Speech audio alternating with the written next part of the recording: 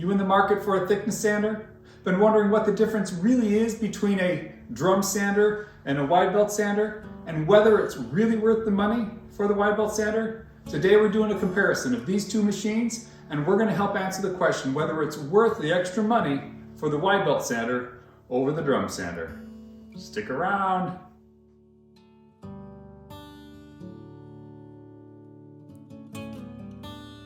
Hey, it's Todd Wolf with Made by Wolf, and today we are comparing this Performax 1632 drum sander and this Grizzly G9883 thickness sander. Now, neither one of these models are the latest models. They're both over 10 years old, but these machines are a great comparison to show you what the difference is between a drum sander and a thickness sander, because the differences in the end really are fairly significant. Even though these two things do pretty much the same thing, they thickness wood with sandpaper. First, let us look at what is similar about these two machines.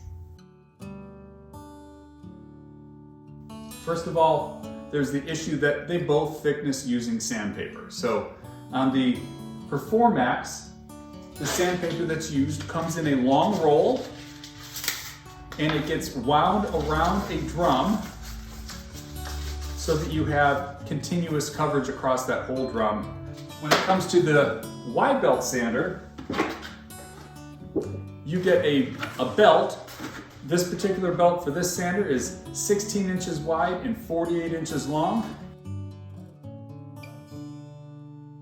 Both of these machines use a conveyor belt to run the stock through the machine. The Performax uses a sandpaper belt to move the stock through the machine, and the Grizzly uses a rubberized belt in order to move the stock through the machine. Both of these machines use separate motors to drive the sanding belts and the conveyor belts. One of the things that surprised me about the similarities between these two machines is that they are roughly the same footprint. I had always feared that if I moved up to a wide belt sander, I was going to not have the space for it in my shop. That's a serious consideration for smaller shops. And what did I find was that this machine is actually smaller in one dimension and a little bit wider in another dimension. Both of these machines are roughly 32 inches by 32 inches. That was one of the things that had always been holding me back in terms of purchasing a wide belt sander to replace the drum sander that I already had in my shop. So what are some of the differences between these two machines? The biggest difference that everyone is aware about is that there is a significant price difference between the two machines. When I say significant, we're talking about 4 or 5 times the cost for an entry-level drum sander and an entry-level wide belt sander. That is significant when you have limited resources. I can tell you the answer to the question is if you have unlimited resources, this guy absolutely is the better choice. But for most of us, we're working with limited resources, and so we either do things incrementally or we just can't afford the luxury machines, the nicer machines that we really want. This machine, new right now, is in the neighborhood of $5,000 for a Grizzly. This guy, new right now, is in the neighborhood of about $1,000 for a Grizzly. Supermax currently puts out a machine. They are the next generation Performax machine. Supermax puts out this very similar machine to this right now for about $1,200, and right now Powermatic is putting out this level of machine for about $7,000. The power that is in each one of these machines is also significantly different. This machine with a 5 horsepower motor, and that's an entry-level motor. These often, for a 16-inch or 15-inch wide belt sanders, often come with a 7 horsepower motor. And then if you're moving up to a wider one, you're getting into 10 horsepower or 15 or 20 horsepower motors. Those are significant motors, and you need to make sure that you have a infrastructure for that. Once you get beyond that 7.5 horsepower motor, you're dealing with 3-phase, and so you need to make sure that your shop is equipped for that if you're going to move into that level of a machine. This guy has a 1.5 horsepower motor, and that makes a big difference. There have been many times when I'm feeding stock through here and the motor senses too much amperage and it just cuts off. And so then you got to run that board all the way through. You've got to wait for the motor. If you've heated it up too much, you got to wait till you can hit the reset button again, and then you need to feed it through, taking a little bit less thickness off of that, and then feed it back through at the thickness that you were doing it. And so that can be a frustration. I haven't had any issues in terms of the feed motors not keeping up, but one of the big differences is the speed at which you can actually move the stock through each of these machines. This is an infinite motor. It can go from 0 up to 10 feet per minute. So the fastest that you can move a 10-foot board through this machine is 1 minute. But it is very easy to adjust. There's a simple knob here in which you are just going from 0 to 100% of the feed rate. So that's fairly simple. The Grizzly, on the other hand, this particular model has 2 speeds. The newer model that you can purchase right now has 3 speeds, but it starts this one at 12 and 16. So those are the 2 options you have. So the slowest speed on this is faster than the fastest speed on this. And very rarely was I ever running anything through here at that fastest speed. This guy, 12 or 16, it's great to have that faster speed. However, you can't just simply, with a twist of a knob, change between those 2 speeds. There are some other wide belt sanders that are much easier to change between those speeds. But for this one, I've got a fixed speed, and I've got a fixed speed of 16 feet per minute on this right now. And the motor can more than handle that in terms of keeping up with that speed. Another significant difference between these 2 machines is how easy it is to change the belts.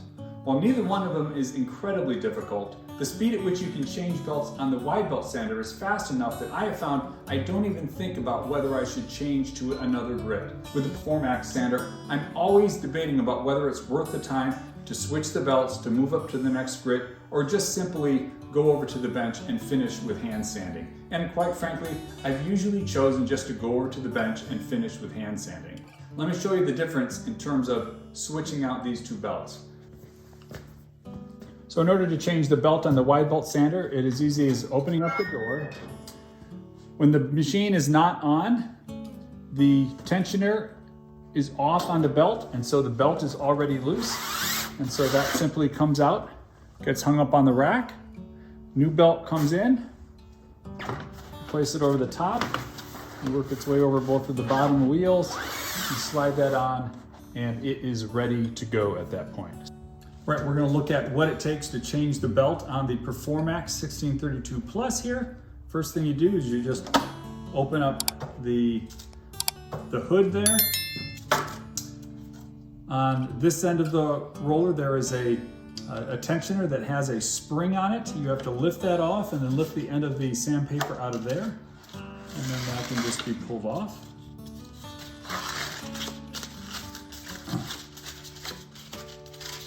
On the other end, there's a similar clasp that holds this end of that sandpaper in there. So you can take the old piece of sandpaper off. And then you stick the new piece of sandpaper in. Again, open that up so that you can stick your piece of sandpaper in there and get that caught on there. Now with a brand new piece of sandpaper, it takes a little bit of work to make sure that this guy is held tight. Rolling around there, you don't want any slack at all in the belt as you are putting this on there. You can see like that there worries me. If you can see that that is kind of up right there, that's what you're trying to avoid. And so I'm just gonna try to lock that in there again. Go down in there. Oh, we'll have to work that out, okay.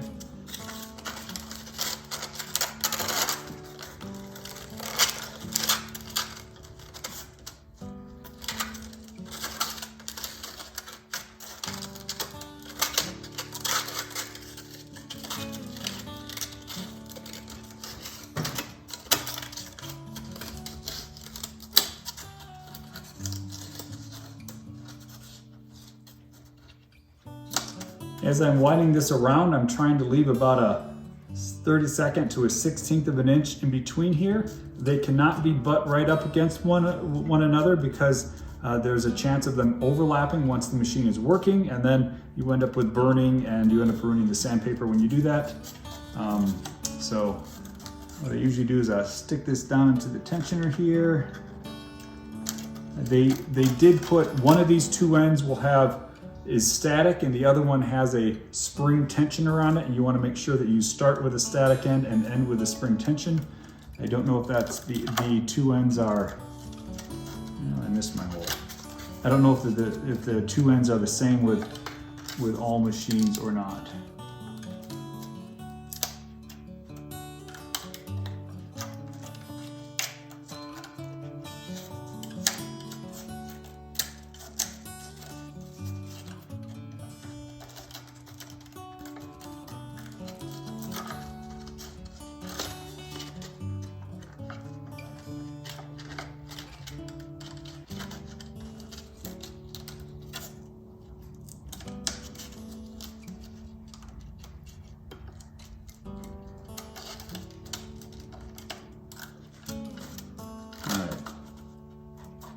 Now once I do that, then I have to, I want to go back around and make sure that I can get all of the looseness out of the sandpaper, any place that it's not really tight. So I tend to kind of work from one end to the other, making sure that I have that tight, and then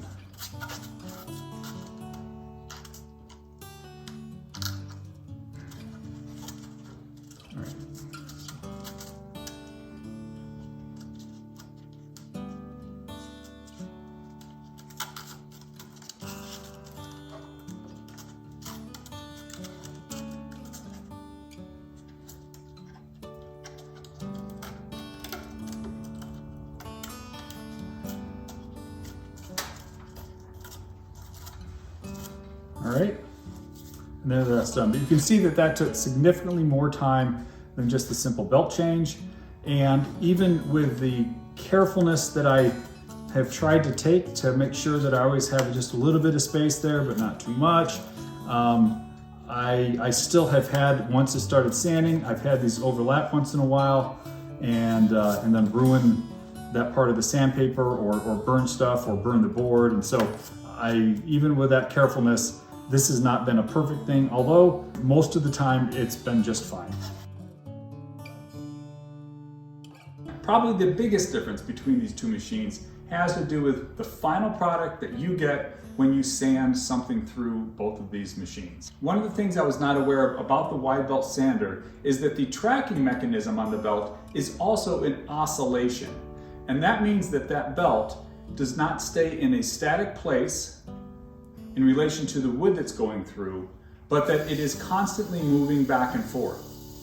This makes an incredible difference in the quality of the finished product that you have for the machine.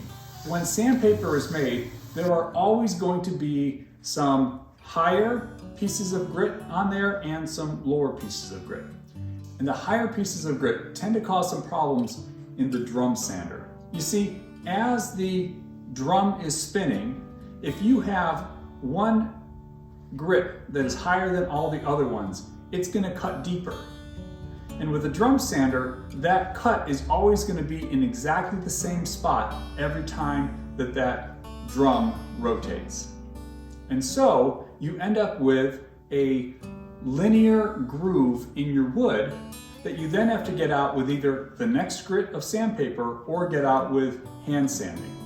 And so one of the things that I have found is that oftentimes, particularly with coarser grits running through the Performax, is that these grooves that you can clearly see if you hold them up to the light and you look at the light bounce off that wood are so deep and so distinct that it actually takes more hand sanding in order to get rid of those grooves than if I had just taken the board straight off the planer over to my bench and sanded it with my random orbital sander. So what I found is I was actually not using the Performax sander in order to clean up the milling marks. It was faster, and quite frankly sometimes did a better job just taking it to the bench and sanding it with a random orbital sander. So I wanted to do a speed comparison so you can see the difference in terms of the speed going through these two machines. I've got both of these boards. I have thickness through each of the machines so that they're the right thickness. I'm going to flip them over because the other sides still have planing marks on them. I'm going to take off the same amount on both of these machines at the same time, and you will see that you'll see the speed difference.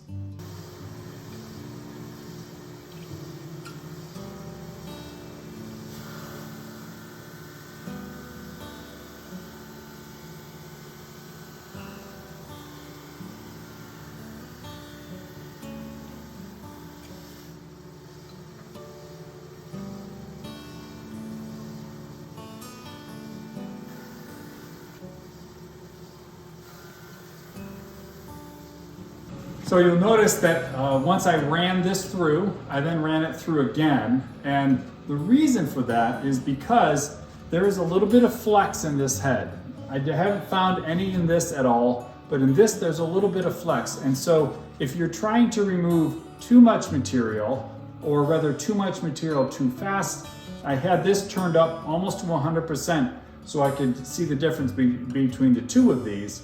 It moved through in such a pace that it actually didn't remove all of the material that I had it adjusted for depth-wise. And so I had to run it through again in order to get it to actually remove the material. That's one of the things that I found with this, is that sometimes I've got to run it through 2 or 3 times in order for it to remove the amount that I want. This removed that full 64th, no problem whatsoever.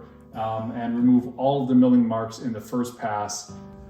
And you will notice the difference between these two surfaces is fairly significant.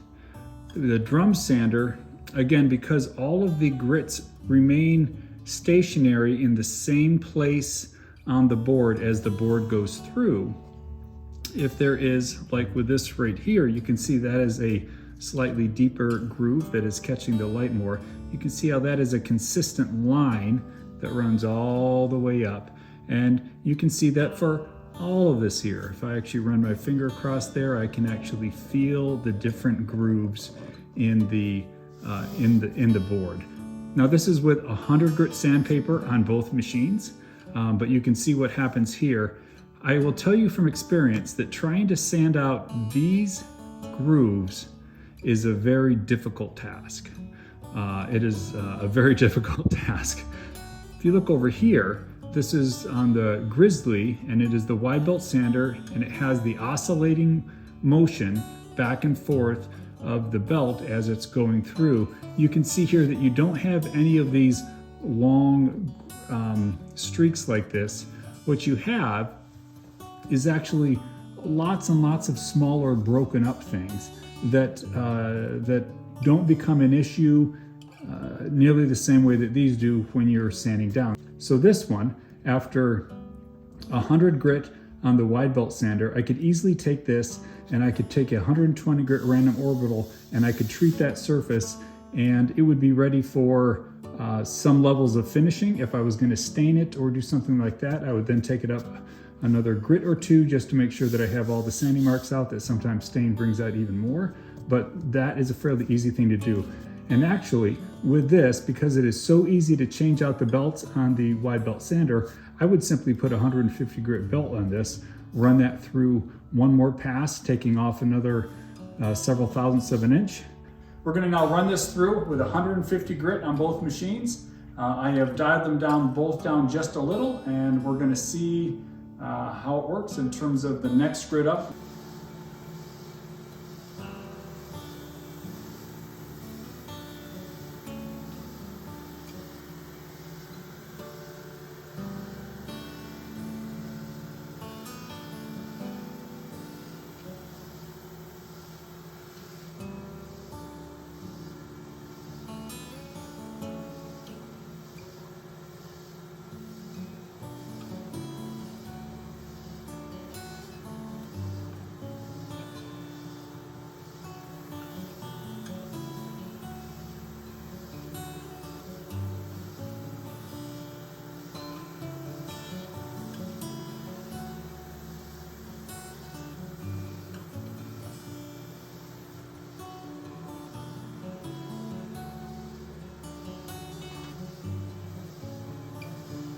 All right, we're back here. These have both been done with 150 grit sandpaper. You can still see that there are some more of these linear lines here. They're not nearly as bad as they were before, but you can, I'm gonna move the camera over just a bit. You can see across the entire width of the board, there is this long linear scratching. And again, those are much more difficult to get out with the final sanding that you have to do. Particularly if you're gonna stain this or put clear finish on that, that is something that really needs to be dealt with. This would probably be okay for painting at this point, but not nearly as good as this would be for painting. If you look at this over here, not nearly as good as what this would be for painting. Again, these are both 150 grit, and then this has that oscillating motion going on, and because of that oscillating motion, you don't have the streaks in the board that you see here, but rather you have a much smoother and something that would be completely ready for painting. And you're starting to get to the point where I think if we went up to one more grit, I do have 220 for this. This is perfectly fine at that point for even spray finishing, as opposed to this, even with 220, you would still have these long linear lines from the grit in there, and it would still make a difference.